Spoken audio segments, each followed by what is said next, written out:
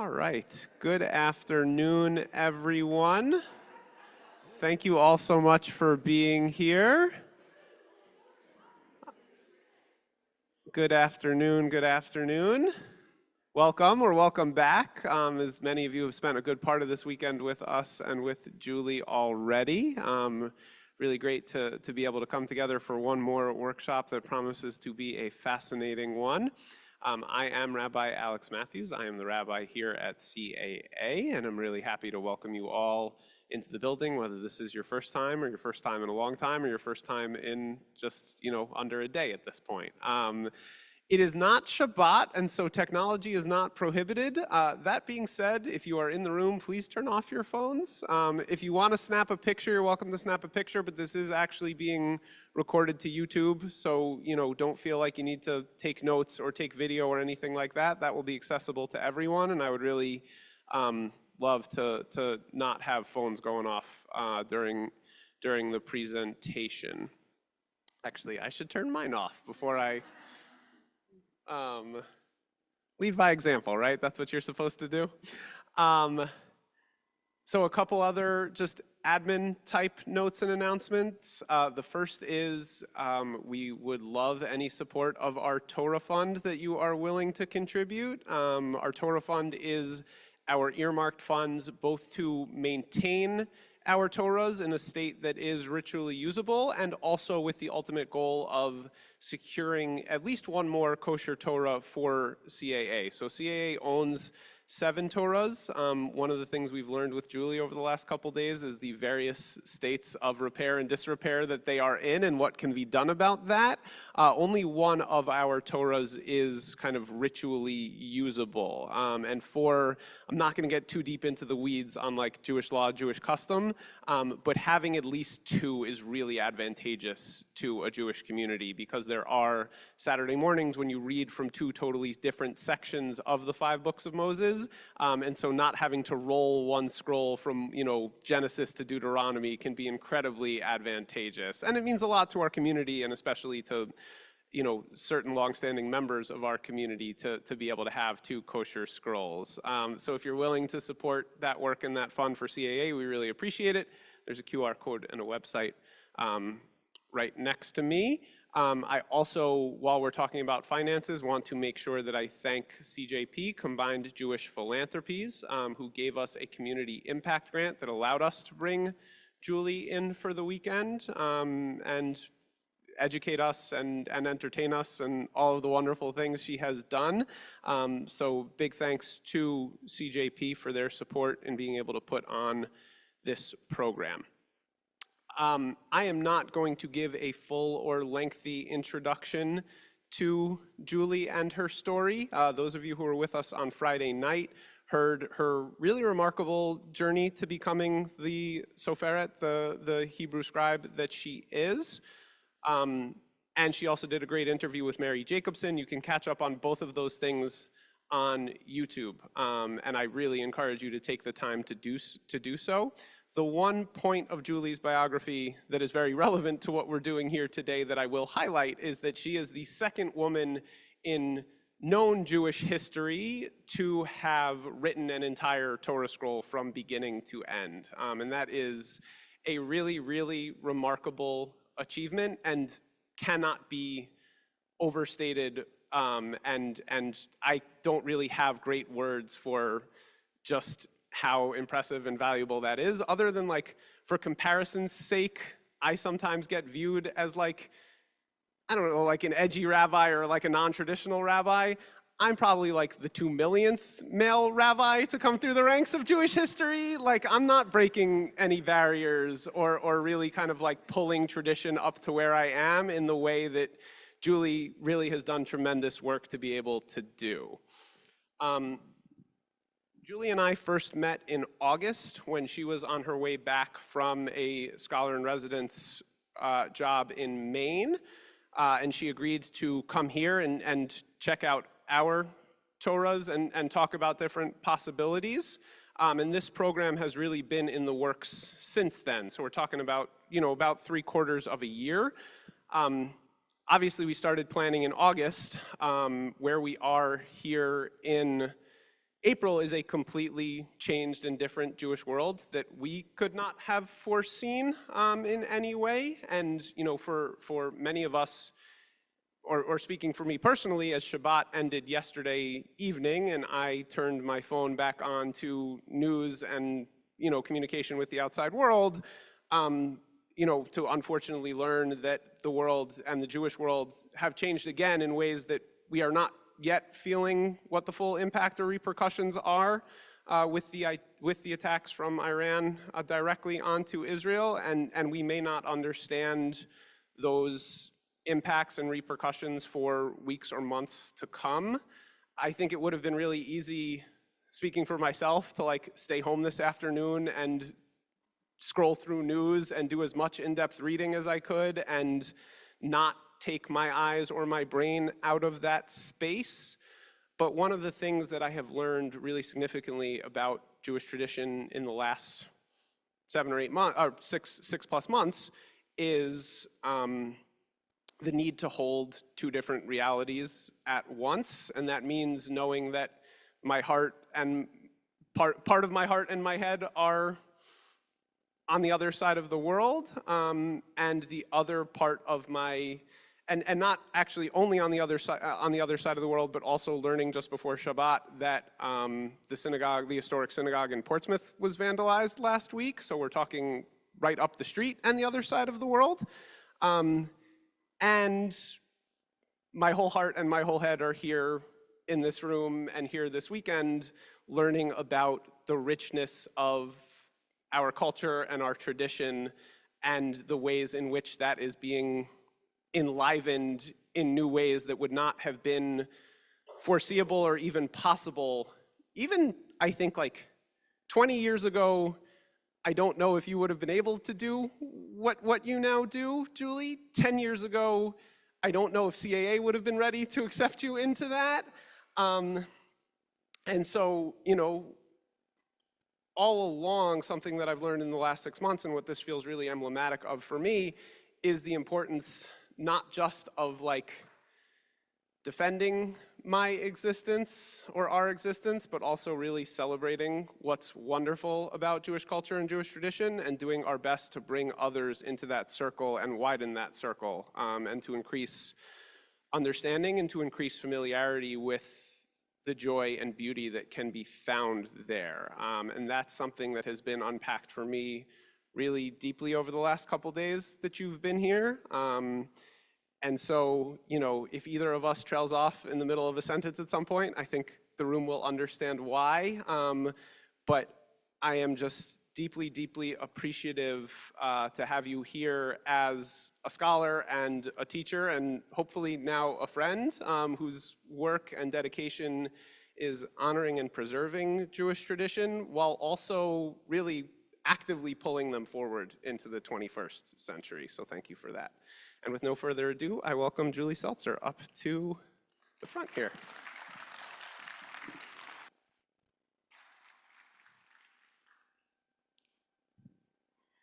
Wow, what a lovely introduction. Thank you for sharing those words and for welcoming me, and to all of you for being here and welcoming me. This has been truly an amazing weekend. I just looked down and I'm like, oh, these aren't my notes. These are your notes. These are not going to help me. I don't have any notes today. But it has been so fun to be here, and I love the deep engagement of this community in your community and in these sessions. So I really appreciate it. How's the volume? Good? Great. I'll probably start speaking up when I.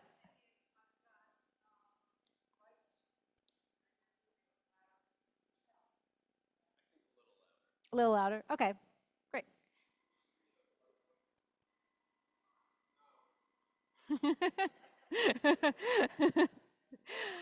I think because it's light out, it's not going to help. We sort of, yeah, tried that. But if there's anything that is unclear in any of the pictures, ask me, and I will explain what is going on in the pictures. So This presentation is finally at the very end of the weekend about the craft and about what I do and about how Torah scrolls and other sacred Jewish objects, written objects, are made. I would love questions. So if you have questions as I'm going along about the thing that I'm talking about, please ask them. And if you're asking about something else, I might get to it. And if I'm going to get to it, I'll say, I'm going to get to that in a bit. So this is inside the Scribe studio. What you're looking at here is actually a Torah scroll. It's not put together yet, but these are all the sheets, all the panels piled up. I store them in, like a museum type box until the very end, until I put them together, and I'll explain how they're put together a little bit later in the session. But I just thought that's kind of a cool visual to see it all together, but piled up, and it's fun to write it too. When you start, you're like, gosh, how am I ever going to get there? There are 304,805. I think that's I've never personally counted, but a lot of letters, over 300,000 letters in the Torah. You kind of think you're never going to get there, but you do. You keep working a little every day, and you finally get there. It takes about a year and a half to write a full one, and that's if you're really just basically focused on doing that full time. So it's a long project. Okay, first slide, or second slide, I guess. Thank you. So every aspect of sacred writing requires intention. So in Hebrew, this is called kavanah, that you have intention for what you do. And in Jewish tradition, intention usually, it's both about what you think, but it's often another step beyond that, what you say. Of course, what you do, but you sort of, in various aspects of the tradition, you speak your intention, and that is exactly what happens with my work, with what's called stam. So stam, does anyone recognize? This is a very insidery term. Does anyone recognize what this is? Stam. Okay, so yes, please. It is the special. It is. It's sometimes, so we sometimes use this word to refer to the special script that we write, but the reason we use that word to refer to the special script, which is technically called ashurit, is because it's describing the work that we do. And STAM is actually an acronym. And it's an acronym for the words Sefer Torah, meaning the book of Torah, Tefillin, and mezuzah and Megillah we can include. These are the sacred objects that we're trained to write and that must be written in this special way. So a Sefer Torah is the Torah, the 5 books of Moses, all handwritten in this special way. Mezuzah, 2 portions from the Torah that are written out. These portions comprise a certain prayer. What prayer? The Shema. And it's usually written very tiny and rolled up and placed in what's called a house, a bayit, and put on the door. So sometimes people think that the case is the mezuzah, but actually it's what's inside that's the mezuzah, and the case is holding the mezuzah. And we're also trained to write, I skipped tefillin, so stam. So tefillin are the boxes, and usually it's mostly like you might see an Orthodox, typically men, some women also lay tefillin. The black boxes that are, there's like a black box and a leather band that's wrapped around and also put on the head. So inside those boxes are also portions from the Torah that are written in the same manner by a trained scribe. And the last one is Megillah, which is referring to the Megillah of Esther, which is the scroll of Esther, which is read on the holiday of Purim. So these are the 4 things that a scribe is trained to write and that must be written in this way in order to be used ritually. So that's why it's called stam. And here are the statements that we make out loud before writing. I am writing for the sake of the sanctity of the Sefer Torah. I'm writing for the sake of the sanctity of the Megillah. You only have to say it once. And that takes you through that entire year and a half. You are welcome to repeat it, and I often repeat it at the start of every day, just as a reminder to myself. But on a technical level, you really only have to say it once. And also just the way that our laws work, because we don't want to end up unnecessarily with a scroll that isn't kosher. If you forgot to, like after the fact, you forgot to say it, but you were at least thinking it, that's still probably okay. But really, from the outset, you're supposed to say it out loud. And all aspects of the process have this intentionality, this kavanah. So even the parchment that's made, I'm going to go into the parchment in more detail, but even the person who's preparing the skins to make parchment, before they take the first step, they say, I'm preparing this for the sake of use in sacred text. So parchment that's not made that way actually can't be used for sacred text. Not that there's a ton of parchment being made these days, but there is some being made not for these explicit purposes. And for making repairs as well. When Sharon and I were doing the sewing on Friday, we also made a statement of intention. We're sewing the seam, for the sake of the sanctity of the Torah scroll. Okay, next slide, please. Okay, parchment. So, did you know, if you've seen or heard that a Torah scroll is written on animal skin? Okay, so many of you. So, did you know that there are two kinds of parchment? There's actually, there's many subcategories, but there's two basic kinds of parchment. One is called klaf, and one is called gvil. Has anyone heard the word klaf before? Okay, a few of you. What do you usually think of it as what it means? Exactly, inside the mezuzah. So the word klaf is often used, kind of the way that the word stam is used to describe the writing. The klaf is used now to talk about the piece of parchment that has the Shema on it inside the mezuzah. But actually, what klaf means is parchment. It just means parchment. It doesn't mean the parchment of a mezuzah. But that has it has taken on this new meaning. The klaf is parchment, and it's parchment that it has been thinned down. So it's a very thin parchment. So meaning the skin has been sanded and sanded and sanded and sanded and sanded down to a thin piece. The other kind of parchment is called gvil. Has anyone heard this word? Okay, you've heard of it maybe. So gvil is made in a different way. It's the full skin.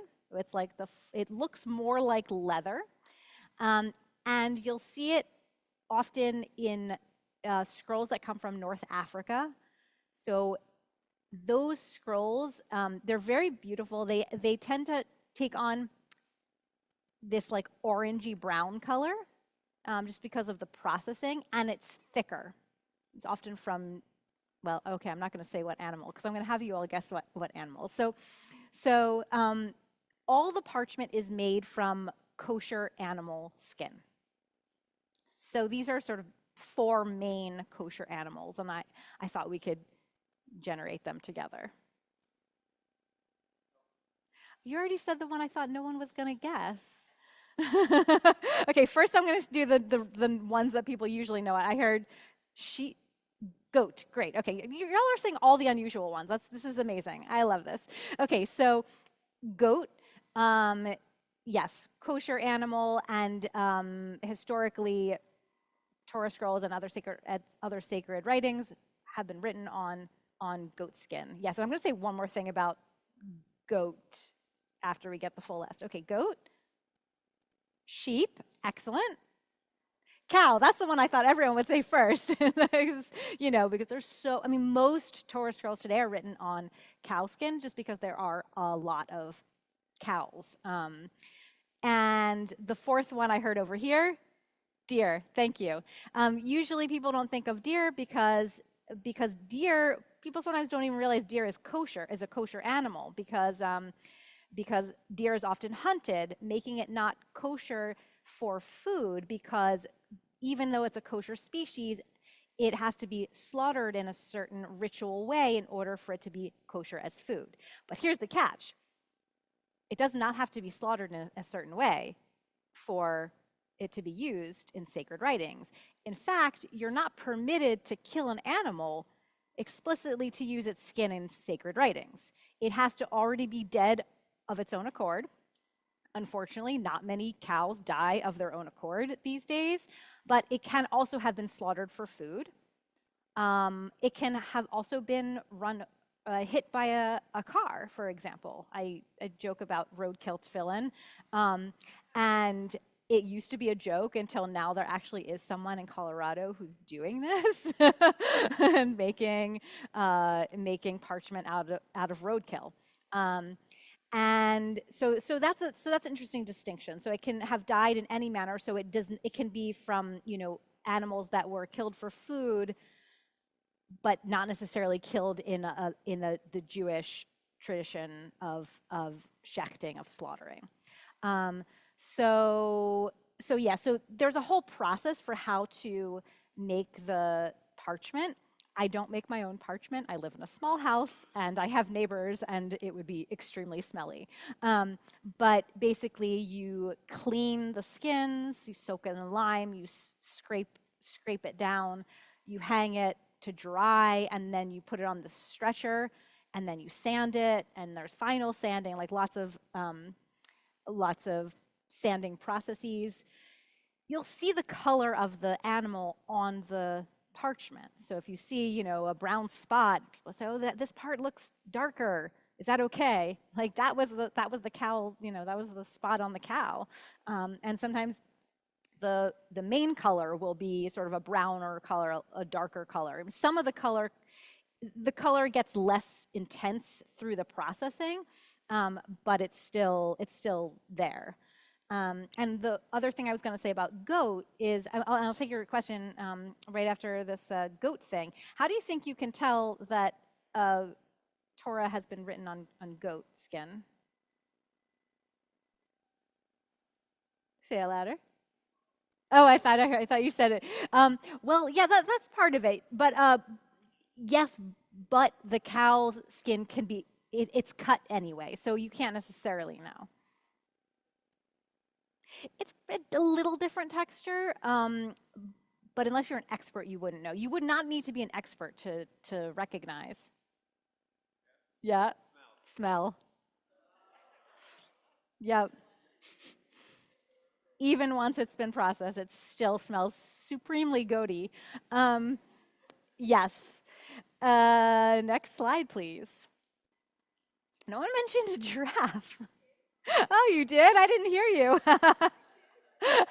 So, yeah. Oh, and I forgot. So a giraffe is technically kosher, but there just aren't enough of them, and they're kind of endangered. And I once met someone that worked at a zoo. I was like, what are the chances that if a giraffe died at the zoo, I could get a hold of its carcass? She was like, not a chance. Question in the back.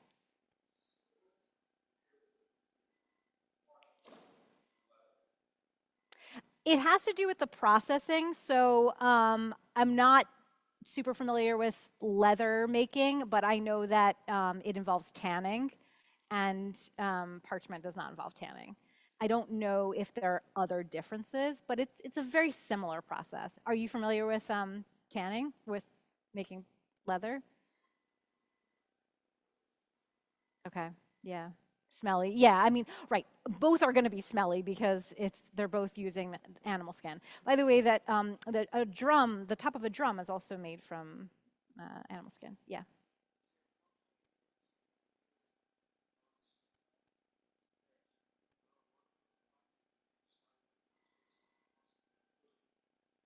Oh, almost all commercial parchment is from cow. Almost all of it, like 90 to 95% of it, just because again there's so many cows. So you would have to like explicitly request something else, or be working on your own. Like I have a colleague, Linda Motzkin in Saratoga Springs. Making she's slowly writing a Torah scroll. I think she started like 10 or 12 years ago, and she's making her own parchment from deer skin that local hunter friends, and she's got, you know, a creek in her backyard and the whole setup in her garage, and yeah. But you would have to go to actively seek writing something that's not on cow these days. Other questions about parchment? Okay, next slide, please. Okay, so if I don't make it, where do I get it? Some of you will recognize it. Anyone who's here Friday will recognize this picture. I might tell the story again because it's a good story. So this is the store that I get my parchment at. You can see in the cubby holes, this is all the parchment that's rolled up. And they've got a dehumidifier running. Parchment should be kept in, you know, a certain range of humidity and temperature levels. And this is a picture of me repairing a Torah scroll. It's a famous line from the Torah, tzedek, tzedek tirdof, justice, justice you will pursue. And that's part of the reason I took the photo, well, that someone else took the photo. And another reason that I put it in the slides is because I'm wearing purple nail polish, which is something like somewhat unusual to see a scribe. And I put that with Meir and his parchment shop because, you know, buying supplies is not always easy if you're a woman, and not everyone will sell to women. But Meir and his family run a shop that a teacher of mine said, go here, they'll be nice to you, they'll sell you supplies. And it's true, they were. And for many years, my colleagues and I went, and then one time, and sorry if you heard this on Friday, but hopefully it's good enough that you're like, oh, well, I want to hear that story again. So, so we were buying the parchment for a whole Torah scroll, so we were there the entire day, and it's because a lot of pieces of parchment. And for the while that we had been buying supplies, it wasn't clear that we were the ones writing it. We might have been buying it for someone else. And I will tell you that everyone else in the store is not only a man, but, you know, an Orthodox looking, like a ultra-Orthodox looking man in a very ultra-Orthodox neighborhood of Jerusalem. So at the end of the day, we're about to pay the bill, and he turns to us. He's always smiling, by the way. He just like Meir just has a permanent smile on his face. He says, so who's writing this Torah? And we were like, oh no. So we were like, we are? Like, what's going to happen? And without a beat, he said, oh, for a Reform synagogue? So we said, well, yes, even though it was Reconstructionist, but he got the idea. And so, and I still get my supplies from him. They've come into the 21st century. They didn't even used to have a website, and now they're on WhatsApp all the time. So I just, you know, send him a WhatsApp message and then call with my credit card, and he ships it. Yes.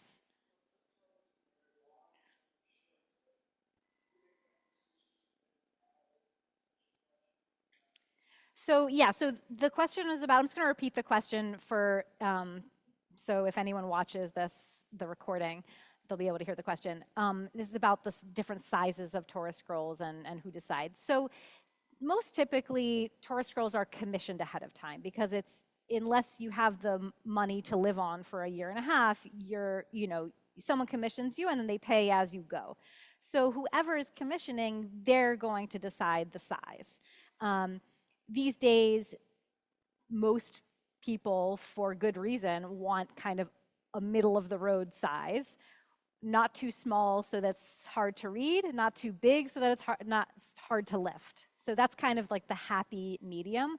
A lot of older scrolls especially are much larger than what is typically written these days. I've also seen very small, I mean, they're not even, it's not even that unusual. There used to be, a lot more very small scrolls that were travel scrolls or easy to take around because our communities, we had to be moving around a lot. So scrolls that were small enough to do that, I see them, they're as tall as my palm. And I also once saw a scroll that was like this high. That probably took years. I can't even imagine. I mean, as small as a mezuzah writing, just tiny. Um, so so that's who decides, and then and then you order the correct size parchment. Yeah. Are there questions before next slide? All right, next slide. Oh yes, go ahead.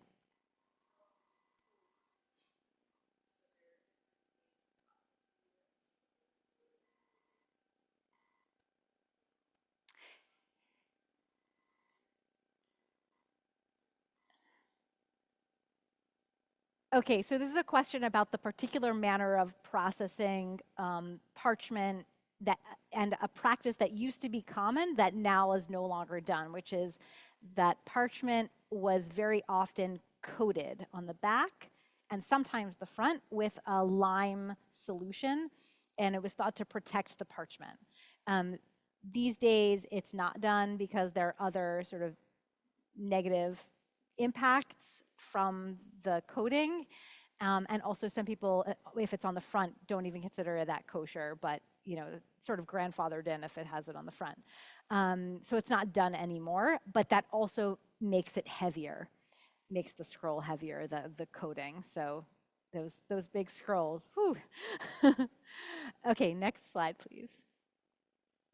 Okay, so what do I write with? It's all handwritten, not with a ballpoint pen, but with liquid ink. So anyone here wise enough that they in school wrote with a quill? Yeah, awesome. Okay, I saw hands. They didn't go all the way straight up, so I won't identify you, but I did see some hands. So yeah, that's what we are. Just like when I teach kids, I'm like, just like Harry Potter. That's how foreign it is. So you don't have to write with a feather. You don't have to write with a reed. A reed was the sort of the oldest instrument because they were aplenty at the banks of the river where these scrolls were first being written in the Middle East. But then in landlocked Europe, for example, there weren't reeds, and so scribes switched over to using feathers. Eventually, most scribes, both Sephardi and Ashkenazi scribes, that is, scribes that come from Spain and then also, say, called Mizrahi, also North Africa, they also now these days most everyone uses a feather, though some people still use a reed, but it's kind of like most people use feather now anyway. But you don't have to use either of these instruments. You can use whatever you want, though it is traditional. I will say a turkey quill is a really good pen. That's my preference. It's strong and it's stiff enough, and but it's also a little bit flexible.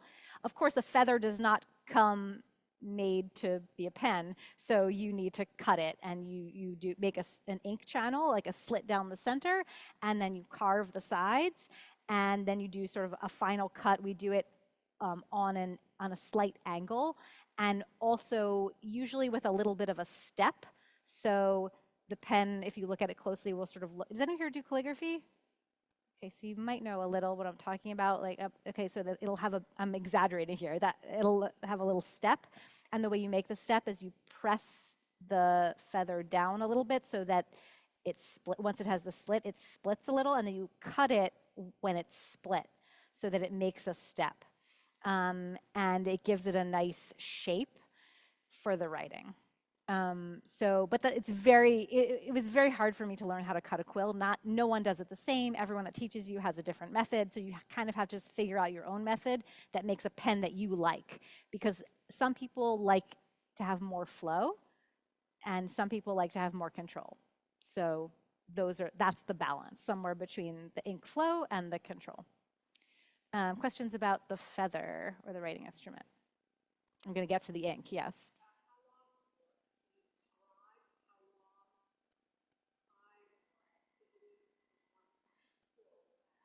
As my teacher Jen likes to say, anywhere between an hour and a year.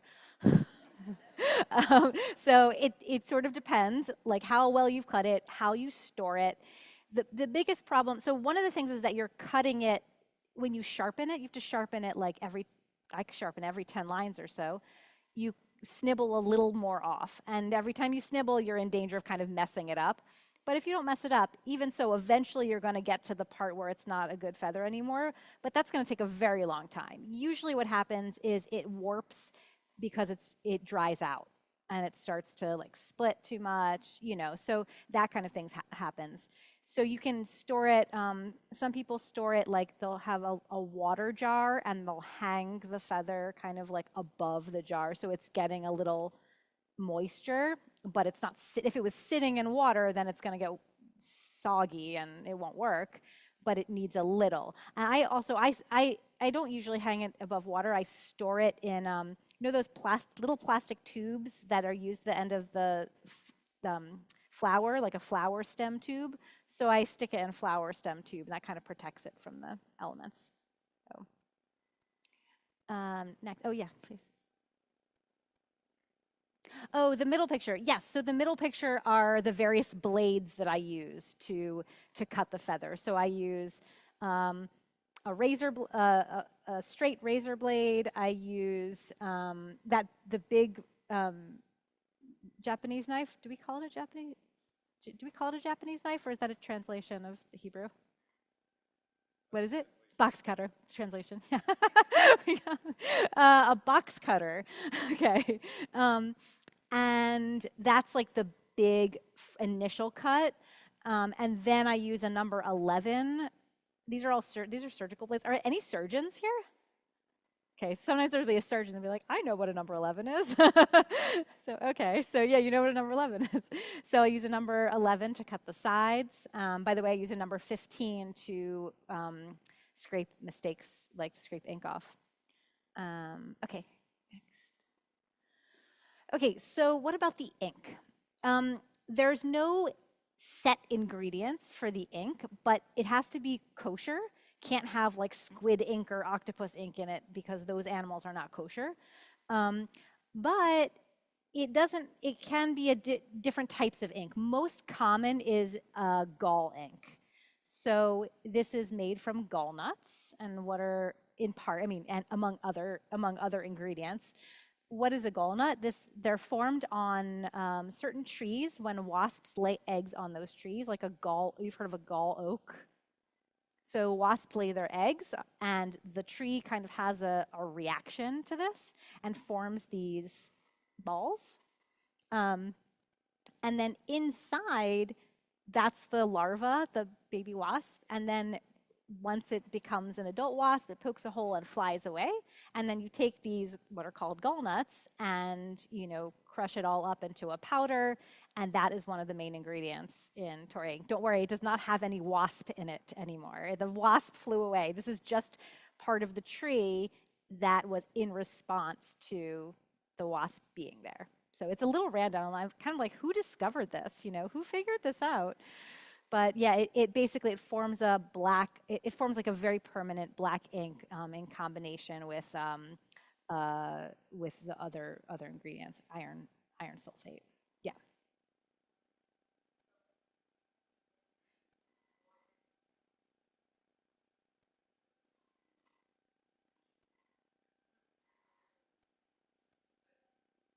Well, it doesn't have to be this. This is just the most common. So soot ink is also, fine, for example. So ink that's made from burnt wood. So any organic substance. The problem is that it has to be black and it has to stay black.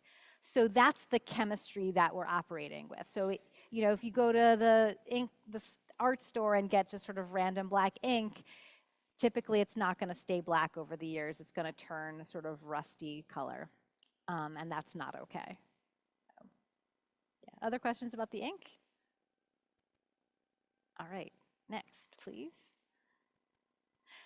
Okay, how are the pieces held together? Are they stapled? No. Are they glued? No. Are they, how else might we put them together? Yes, they're sewn. So they're sewn with a special thread called geed. It's also made from kosher animal. It's made from animal sinew, and it's pretty strong. And it's just a very simple stitch, a running stitch. There have been, over the course of generations, different stitching styles, and some people who know these things can tell the provenance of a scroll based on its stitching. Like the German stitch was like a well-known stitch. I think it's like that stitch, it's like a short area and then a long area and then a short area and then a long area. These days it's sort of more even, if you learn how to stitch recently. But there's no rules about how many holes or what kind of stitch, as long as it stays together. And the only thing is, you're not allowed to stitch to the very end, because that actually makes it susceptible to ripping, or for that stitch to come out because it's too close to the edge. So you're supposed to stop about that much close to the edge. And it's funny, I mean, some of you were here when I was working on the scrolls on Thursday and Friday, and this morning. So in order to do this stitching, the stitching is done underneath, like under a fold. So you can't really see it when you're looking at the scroll unless you go looking for it. You don't see the running stitch. But in order to do it, I have to turn the Torah scroll upside down, and then I open up the stitch, and I keep the seam open with wooden laundry clips, and it just looks funny because because it's not. We're very careful, not to turn the Torah upside down. Like, that's not considered respectful, but it's practical. Scribes do a lot of things that we're not supposed to do with the Torah scroll, like touch it, for example. People sometimes ask, how do you write the Torah if you're not allowed to touch it? I'm like, well. You're allowed to touch it. So, okay, next slide, please. All right. So, how do we make the letters, and what are the rules for the letters? Now, there is one script that everyone writes in, but that script has a lot of different styles. The script is called Asherit, and I'll say a little more about Asherit at the end, but suffice it to say is that Asherit is legible to anyone who reads standard block Hebrew letters, and that's the script. So basically, though, for each letter, the primary rule is that each letter has to look like itself, and it can't look too much like any other letter. So some of the letters that look alike, I have one example up here. What is that? Resh and Daled. Or another example that anyone can think of, letters that look alike. Yud and Vav, okay, that's also there too. There's one more that I'm thinking of that, sorry? What and Zayin? Vav and Zayin. Yeah, depending how they're made, Vav and Zayin for sure, Vav and Zayin. Ayin and Sadi, good. I was thinking Bet and Kaf also. So there's a bunch of them, and that's a problem. So basically, so looking at the image on the bottom left, thank you. What's the letter on the right? What's the letter on the left? What's the letter in the middle?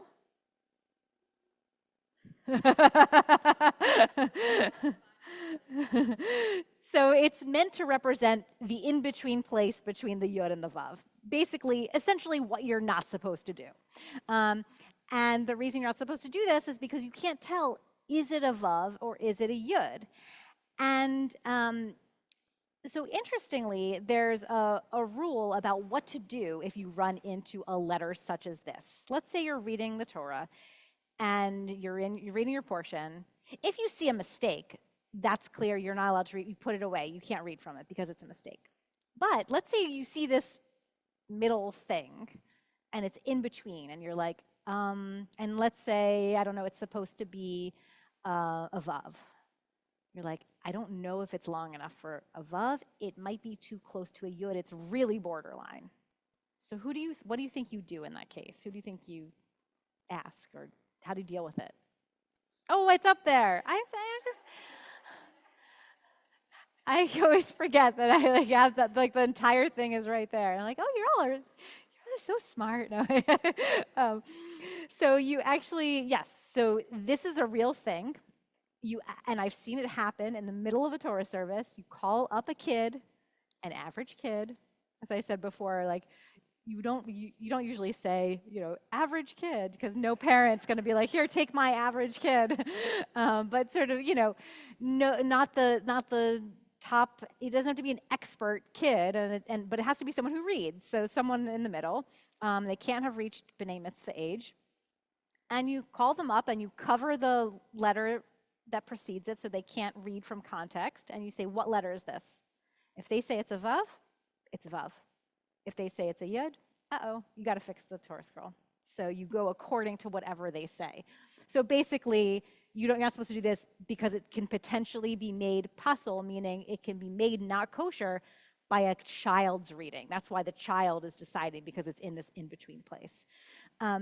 So one of my teachers, Izzy Pludwinski, wrote an incredible book. If this is a topic that interests you, Hebrew calligraphy in general. He's a Hebrew calligrapher. I'd say the world's most renowned Hebrew calligrapher. He wrote a book called Mastering Hebrew Calligraphy, and he's very serious about, like, these are the rules for every letter. Has certain basic rules, and it can't, if it doesn't follow those basic rules, it's not that letter. He gets very upset at one point in the book about the symbol for the bus company in Israel, Eged. The word Eged in Hebrew starts with the letter Aleph. And so they have this green Aleph as their logo. But he says the X shape is supposed to be an Aleph, right? That is not the rules for an Aleph. An Aleph, the right hand and the left hand need to be offset. It's not supposed to look like an X. An Aleph has a particular shape. So recently, I came upon our very own example in this car company called Kia. I mean, what is that last letter? That is, I'm sorry, that letter does not follow the rules of an A. It is missing the middle bar, right? So when I first, I was like, is that a K and a backwards N? I didn't even know. I was so confused. And that's the idea, is that it shouldn't confuse the reader, right? The point in the Torah scroll is that you want it to be legible. It's not, it's not design, right? This is the world of design. The Torah scroll is not the world of design. It's the world of legible book. So I thought that was fun to bring. Questions about letter formations, letters in general? Yes.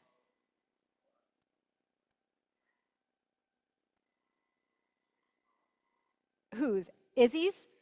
Well, Izzy didn't make the rule, but but yes. I mean, to the extent that they, I mean, they certainly intend to, right? And sometimes you'll see a letter, you're like, this is kind of borderline. And if it's borderline, then you bring it to a child. Yes.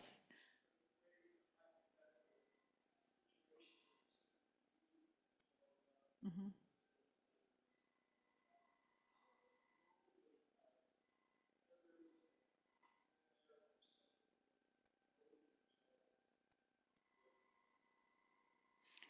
So flat out errors are somewhat unusual after a Torah has been in circulation for a while. In its first years, it's more common to find errors, or in a Torah scroll that's not read in its entirety. Torah scroll that, for example, you just read one section, there might be errors in other places. These days, in addition to, they've always been proofread, but we also actually now have, I'm going to get to this too, a computer proofing that you can do. A computer program checks for errors, and so the scribe can fix the errors more readily before the Torah scroll goes into circulation. Yeah.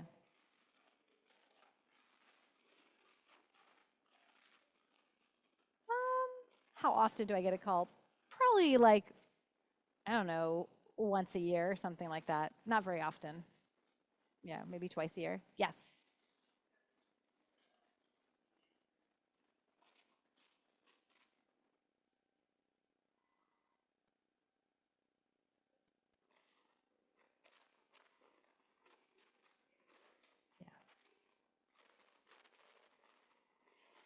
Yeah, the problem is there are principles, but there's no there are different sort of, the paragon of this particular style, books where you can look up this particular style, but there's lots of different styles. Different style, there's broadly, say, 3 or 4 categories of regions: Ashkenazi, Sephardi, Mizrahi, but then you have like, Chabad style, and and then if you look at regionally, you say this is Czech style, this is Spanish Portuguese, this is that, tons of different styles. So really, you're dealing with principles, um, and this was actually, I think, hard for the computer program to begin with. Like, it has to learn the letters. So we're very good at abstracting. So we can know the principles of the letter A and then see 100 different A's and know that they're all A's.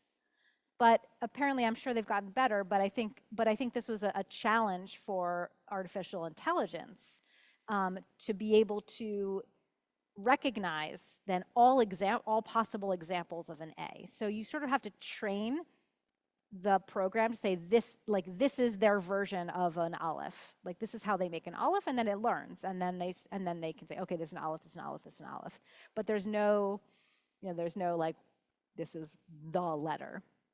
Good question. Yeah. I'm unorthodox, so it's okay.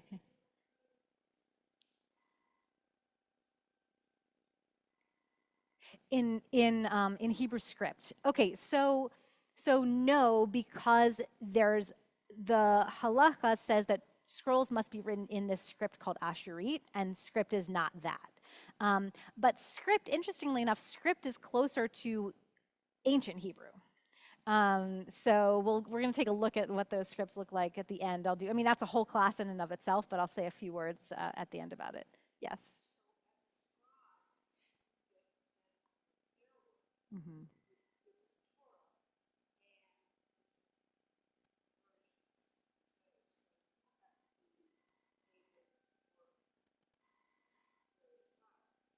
Yes, it is. In fact, I'm nodding because I'm working on one right now that's just a completely different script than I've ever done. I had to spend a lot of time learning the script. Yes, yes.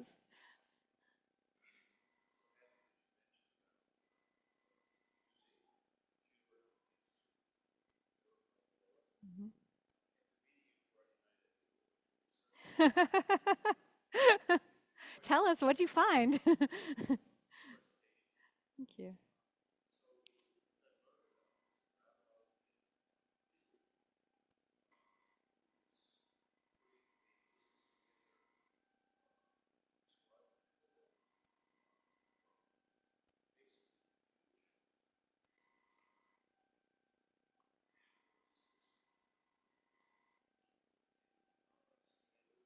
Mhm. So I'm going to actually hold your question because I'm going to get to this topic in a couple of slides because I find it a very interesting topic. So I'm just going to pause on that for a few moments. And I'll take one more question and then we'll move on. Yeah.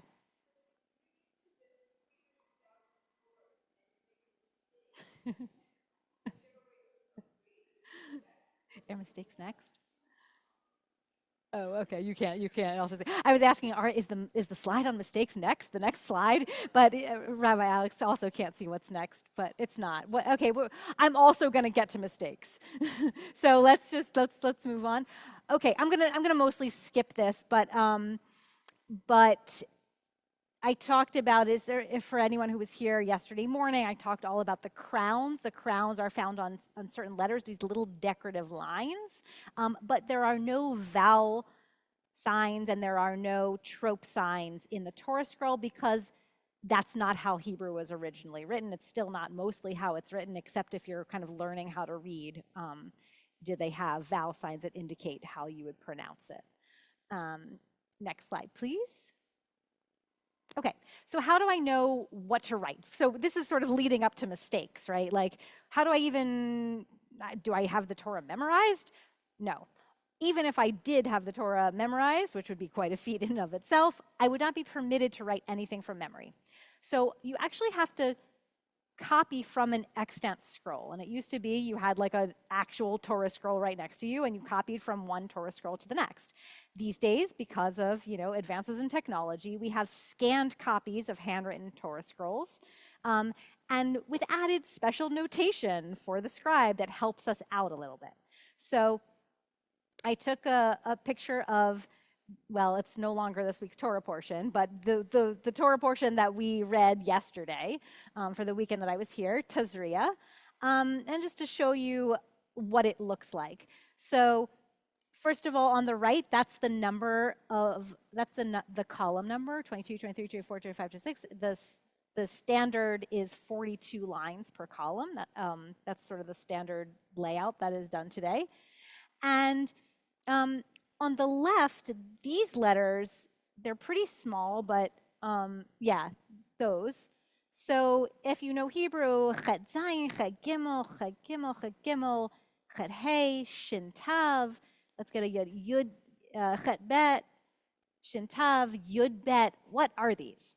So what these are basically, they stand for how long or short the line is relative to the average line. So Shin Tuf stands for Shurat Tam, which means the perfect width line. So because you're not allowed in the Torah to have half a word and then a dash and then the rest of the word on the next line. So you have to either squish it in or expand it. So if you know ahead of time when you start the line how wide the line is, kind of relative to regular width lines, then you know, are you stretching a bit or are you squishing a bit as you go? And you can see you get to the end of the line and you stretch, you end up stretching some letters or squishing some letters, and that's totally fine. You can't stretch all letters though. You can't stretch a yud, because then it would be a resh. And or not quite a resh, but something that's not a yud, and you're not allowed to do that. So so it's very helpful. Once, this is a good story. So once I was writing a Megillah, and I get to the third panel, and I write the first line, and I don't have room for a full half a word, and I was like, whoa, I really messed that up. Like, did I mess that up? And I took the measurements, and it was it half a centimeter? I think it was half a centimeter off, either half centimeter or a whole centimeter off. They had done the scoring wrong. So I called up Meir. I said, Meir, you gave me 13 millimeters. It's supposed to be 13 and a half or whatever it was. So he sent me a new one. But you get used to the exactness of it. Your hand just gets used to it. This is a lovely sheet that my teacher, Jen Taylor Friedman, made at some point. It just helps you keep track of what you're writing, right? So it's broken down into column numbers. There's 245 columns, and then it's color coded based on the book. You don't have to go in order, by the way. You can see I started this one in the middle of numbers, because clearly I crossed that out, and I was like, oh gosh, there's so much left. But slowly you get there. Okay, next slide, please. There we go. So mistakes. What happens if you get to the 300,000th letter and you make a mistake? So there's no delete button, obviously, but it's also a myth that I hear a lot, that people think if you make a mistake, you have to start the whole thing over. This is definitely a myth, and no, it's not because I'm not Orthodox. It is across the board a myth. Mistakes can be fixed. There are some mistakes that you can't fix. But the worst possible case scenario is that you would have to rewrite one sheet. You would never have to rewrite the entire Torah scroll. So mostly what you do is you can scratch off the ink once it's dried, obviously. If it's still wet and you knew you made a mistake, you can blot off the wet ink, and then it'll be easier to scratch off. But even if you don't know, you go back, you scratch off the ink, maybe you do a little sandpaper, and then you rewrite the letter the correct letter in its place. The mistakes that may not be able to be fixed, if you write the name of God and you make a mistake, depending what kind of mistake you made, and there's chapters upon chapters of this, you might not be able to fix it, because there's a principle that you can't erase a name of God. So you can't just erase it the way you would erase a regular word. So you may have to write the whole panel again. The other thing that you would have to start over the whole panel over again, and I have done this, is you're writing, you get to the bottom of the column and you realize you've skipped a line. I know. Thank you. It's much likelier to happen in and it happened to me in Ha'azinu, which is a poetic section, because you're not like fully understanding in the same way as it's poetic, so it's not like you're writing a sentence, right? If you're writing a sentence, you know what you're writing, but not when you're writing Ha'azinu. So anyway, this picture is from the St. John's Bible. Has anyone heard of the St. John's Bible project? It is a project to handwrite the entire Christian Bible, which of course is not just longer than the Torah. I mean, think about the Jewish Bible is the Torah, the prophets, and the writings, right? So it's all of that plus the New Testament. So it was a ginormous project. I think they had 10 scribes working on it and artists. It was illuminated also. Of course, the Torah scroll is not illuminated. You're not allowed to have any pictures, nothing except for the words. So what happened? One of the scribes, when they were doing this column, did exactly what I just said happened to me once, and they skipped a line. But since this project does not have the same rules as a Torah scroll had, what did they do? Oh, and the illumination, the artists did the work first. So all the illuminations were there. I'm like, who made this decision? That was just the poor scribe. I mean, I would never agree to such a thing. So they were like, oh no, what do we do? When they do, they added the missing line at the bottom and then added a bird. And then the bird flies up and its beak is pointing into the spot where the line is supposed to go. Very clever, right?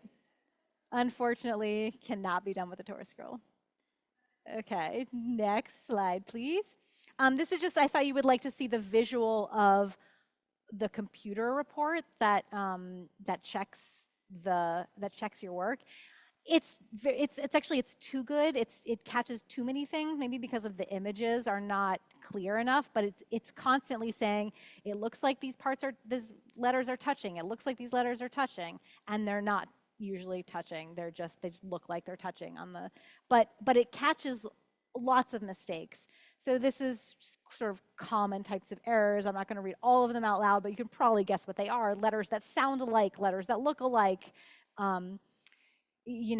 alternate spellings. There's, for example, in the Megillah, what's the king's name? Achashverosh. Guess how many different spellings just within the Megillah? 3. His name is spelled three different ways. So lots of, those to worry about. And yeah, okay. Next slide.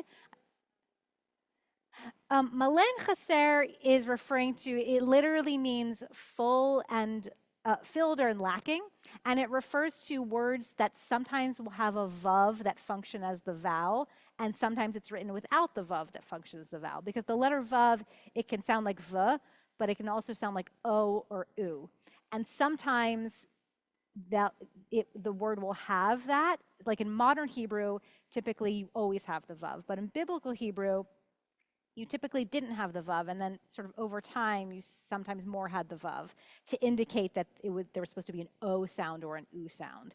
So there are a lot of words, including, for example, the word mizuzot, mezuzahs. Sometimes it will have, or mezuzah. Sometimes it has the vav, sometimes it doesn't have the vav. So that can get complicated. Okay, you're welcome. Okay, my favorite mistake.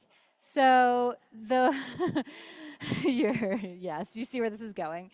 So underlined in blue, Vayimaleh Haman chemah, and Haman was filled with not wrath but butter. I made this mistake because these words sound the same, or they sound very similar, but one has an aleph and one does not have an aleph. And before I fixed it, I snapped a picture. Next slide, please. Okay, so now we get back to your question. So I wrote my first Torah scroll at the Contemporary Jewish Museum in San Francisco as part of an exhibit. It was an exhibit all about how Torahs are made, and I actually sat in like the main exhibit hall, and people watched me write this Torah. And a few years later, another museum did a very similar exhibit about Torah, the Jewish Museum in Berlin. But instead of having a scribe write a Torah, they had commissioned someone to build a robot to write Torah scroll. And his name is Torahbot. Actually, that is his name. And he wrote a Torah. So it took the robot like 3 or 4 months or something, as opposed to a year and a half. And of course, didn't make any mistakes. The script is really boring and really, it's all the lammets look the same, all the bets look the same. It looks computer generated. Now, they were very clear that this Torah scroll was not kosher because it was not written by a person. And they did have a scribe also in the museum that was doing Q&A. So no, it's not kosher because remember how I opened with kavanah or intention? So all the sacred writings require intention. And so thus far, AI does not have consciousness in the way that we have consciousness, that we're able to be consciously aware that we are writing a Torah scroll, that we're writing it for the sake of our tradition and our community, and that we are part of a chain of history, right? Now, I believe what you're referring to, what you probably read about is the what's it called? This processing, not in the silk. Screen, it is called silk screen processing Torah scroll. So basically, there's a small group. I mean, they're not broadly accepted at all, but there's a rabbi and a small group that they're pushing this silk screen Torah, and it's basically a process by which like the ink. I won't get into all the details, but basically they were like it's similar enough, and the intention is done at the beginning, and then a person states the intention and then drops the ink onto this machine that does the silk screen processing. Printing is a problem because of the way that it's done, and then there's special problems with names of God, but so he has a whole like 30 or 40 page explanation of why it should be considered kosher, but it's not by any mainstream body is it considered kosher. And everyone likes to focus sort of on the technicalities of it, but I think the truth of the matter is it goes beyond the technicalities, that there is an emotional connection to the idea that scrolls be handwritten, right? At a certain point in time, this is just how people wrote, right? But over the generations, having kept this tradition alive and in this incredibly anachronistic manner, I mean, who handwrites their grocery shopping list, like, right? Let alone like a long, important document. I actually do also write handwriting, but barely. You know what I mean? Barely. I mean, they barely teach it in school anymore. But we have kept this tradition, right? And because of this, each Torah scroll has its own personality, right? Each one is totally unique. It's unique because it was written by a certain person at a certain moment in time, and it's not replicable, right? And we try to mimic. I mean, even these days, does anyone get like advertisements that are printed in handwriting script, right? They're trying to make it more personal. They're trying to make it like seem like it has life when it doesn't, right?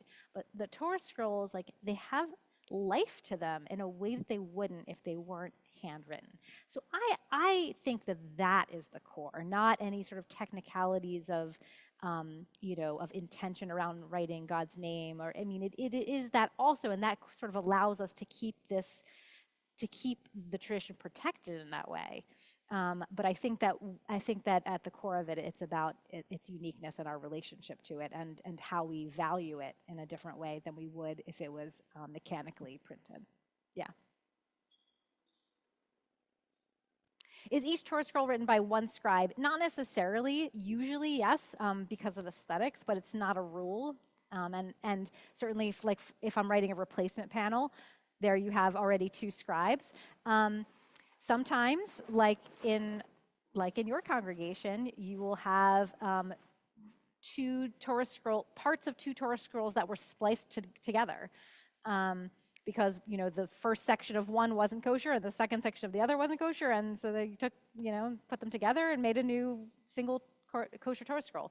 Also, the Women's Torah Project that I was part of, one of the first projects I took part in, was intentionally a group of women writing the Torah scroll. So you went from Breshit to Shemot, from Genesis to Exodus, and the handwriting changes completely. So usually a community wouldn't want that because it's just, it's sort of jarring aesthetically. But their priority was commissioning a group of women, and so they did do that. Yes. And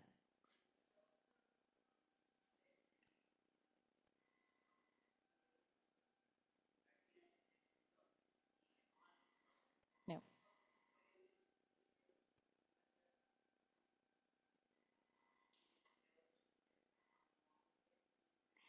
Is there an embellishment or some kind of way that the scribe can say their name? I know it's very hard for us that I think of artists, you don't even get to sign it. But that's really not, I mean, the role of the scribe is to be like a channel, a vessel, and you don't sign your name. The idea is that's supposed to be anonymous. Not only anonymous, the idea is that it's as if it's the first one. That's how we preserve the first one, is we copy them in an exacting way. So no, although other writings do have a colophon. Is that what it's called? A colophon, scribes that have written Megillah, they'll have, and they'll sign it, and they have their certain name and where they're from. So yes, it does exist, but it's not permitted in a Torah scroll. Yes.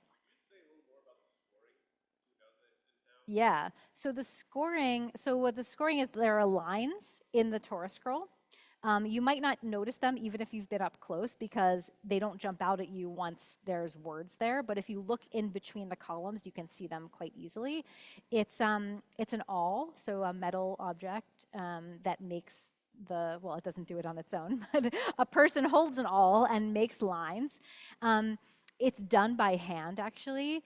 But it's with the help of a machine. So at Meir's store, he has a big machine, and with a notch, like a flat table, and a metal sort of arm with a notch, and he can set the notch at a different distance. So a typical distance between lines is 8 millimeters. So he sets it at 8 millimeters, brings it down a notch, scores, brings it down a notch, scores, and he can set it at different distances. So when we write English on lined paper, where do we put the letters?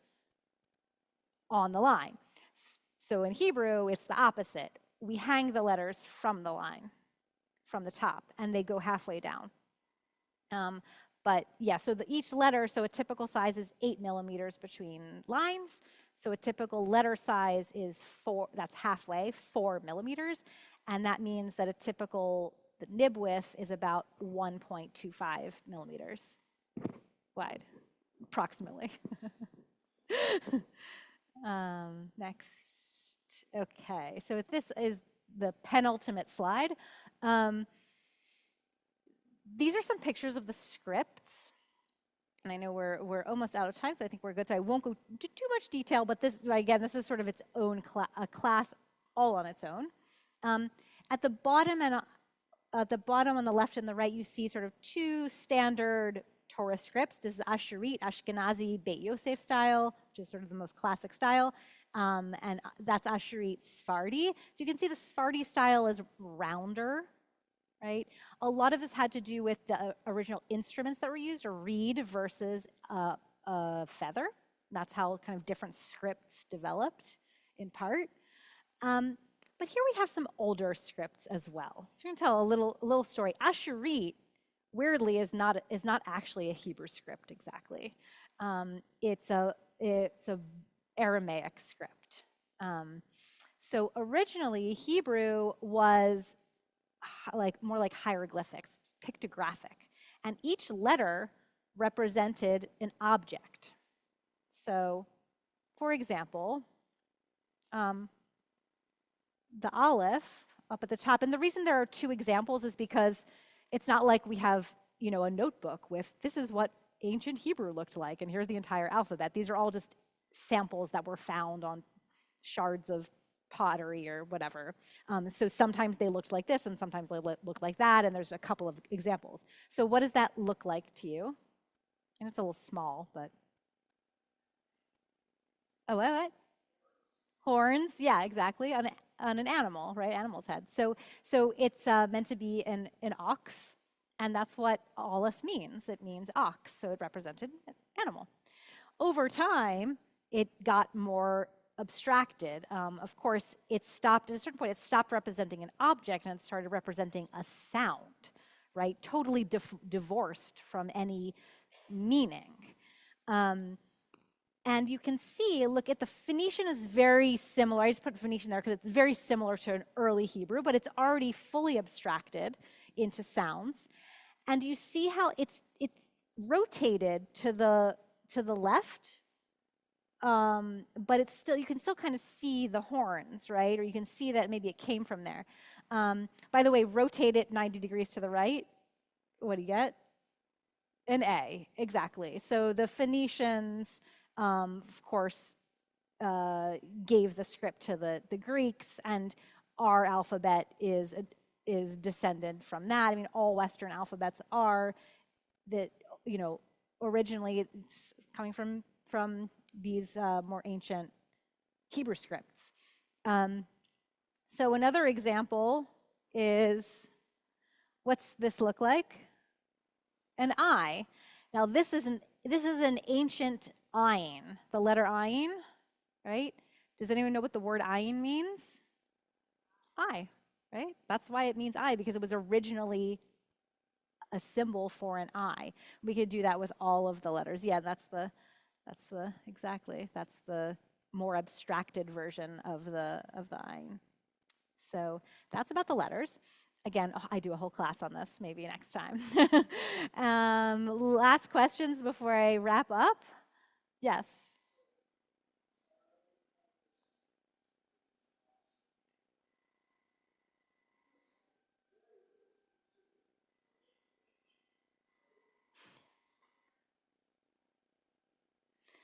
I must have an intimate relationship with Torah from doing this. I would say I have an intimate relationship with the Torah scroll for sure. I make sure to make a distinction between Torah and Torah scroll. Torah is much broader than Torah scroll. But yeah, I do. I mean, I do. Like I get to be up close to the scroll and various scrolls a lot. And I also chant Torah. And so I can find my place like fairly easily, that kind of thing. What else do I want to say about this? I mean, are you asking like on a spiritual level, not a technical level? Did it increase? I mean, I don't know. It's hard to say because I don't have an example, like a version of my life that didn't involve this and what that would have looked like. So I don't know. I don't know for sure. But I can tell you, I do feel. I do feel like Judaism, Jewish practice, Jewish community is not only like a big part of my life. I mean, that sounds so trite. It's like it's they're kind of inextricably like I can't separate them anymore. Like I can't. It's I'll tell people, they'll be like, "Oh, you're Jewish?" I'm like, I'm very Jewish.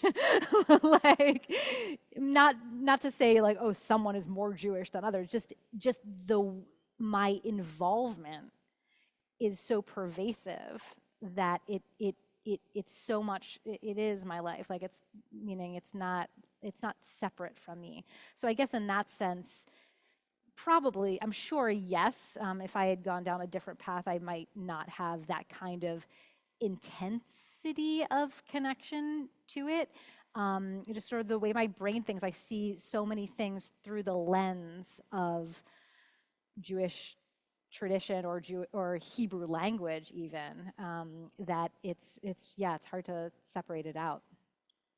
Yeah, yeah. Do I have favorite sections? Yeah, I do. I do. They change. I know I'm supposed to say, I love all my children the same. um, yeah, so when I was first learning, my favorite section was the Hanukkah reading. And probably Rabbi Alex could tell us a little bit about Hanukkah reading and might guess why that was my favorite. I don't want to put you on the spot. Because it's all the same. It's like 12 passages that are essentially the same, except for like one name and the number of sacrifices changes. But other than that, it's just the same thing over and over and over again. And I liked it because I got to practice. And now I'm like, ugh. Same thing over and over again. So Bamidbar is like a little bit, gets a little repetitive, monotonous. I tend to like Bereshit, Genesis, and the first half of Exodus, sort of, where the narrative is a little more exciting. But, you know, they all have fun things about them. Yeah. Yes.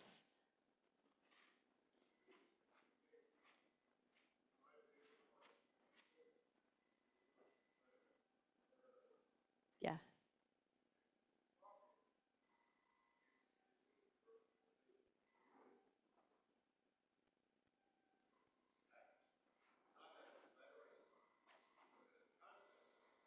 Yeah.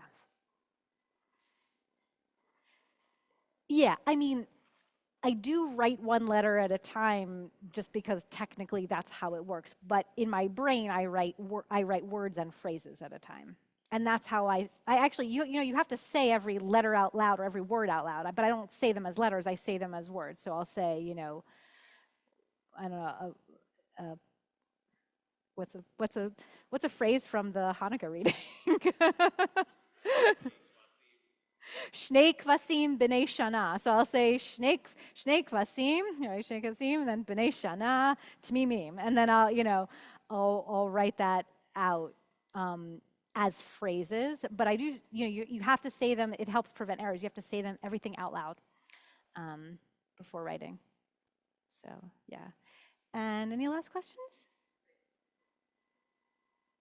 No, because I don't know the trope offhand, and unless it's a section, unless it's Shnei Kvasim B'nei, I might know that, but you typically not. And I'm looking at a copy that doesn't have the trope. Yeah, anyone?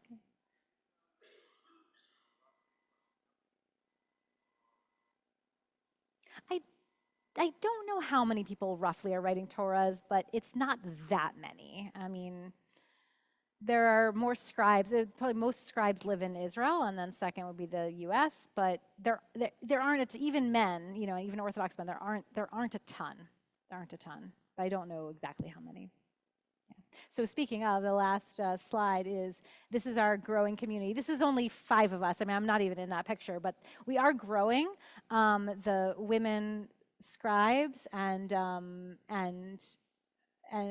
we are all over the world. Someone asked this last night. I didn't mention this in the talk that I finished on Friday, but we are all over the world. We're not just in North America.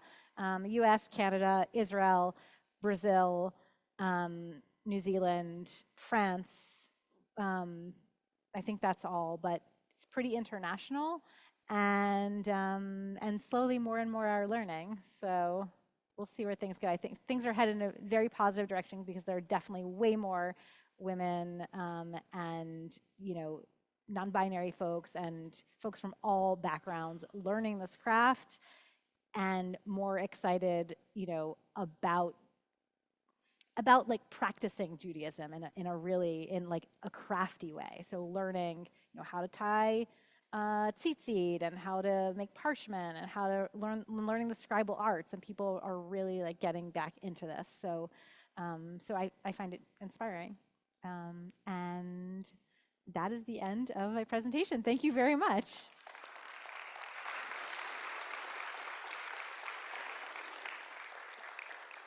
Thank you so much, Julie. Thank you for that presentation. Thank you for all that you presented and taught to us over the course of this weekend. I'm already trying to figure out ways we can get you back here sometime sooner rather than later. Yeah, just really, really thank you so much for sharing everything you did and for all the work you're doing. From here, so Julie has a significant drive back home, so I know our inclination is going to be to like swarm her and ask her all the questions we still have. Let's try not to do that and give her the space she needs to make moves. I'm sure. I'll step here for like 5-7 minutes if folks want to come and ask a question, and then I'll just say, okay, I'm gonna now. Great. And if there are further questions, you can send them my way, and I will either make a list or forward them on. The other thing that I will offer for the 5 or 7 minutes that Julie is up here to schmooze is I can unroll the Torah on the table up here. I know there are some folks, Jewish or non, who have not necessarily gotten the chance to get up close to a Torah, or maybe you've gotten up close to a Torah many times but now have like a totally different view of what's going on in there. So a table up here, we can kind of crowd around, and I'm happy to point out some things in those couple minutes, and we'll have to make space for people to kind of come in and out. But let's give one more round of applause for Julie, who really worked like every minute since she got out of her car coming to Newburyport. Yeah, and thank you all for being here.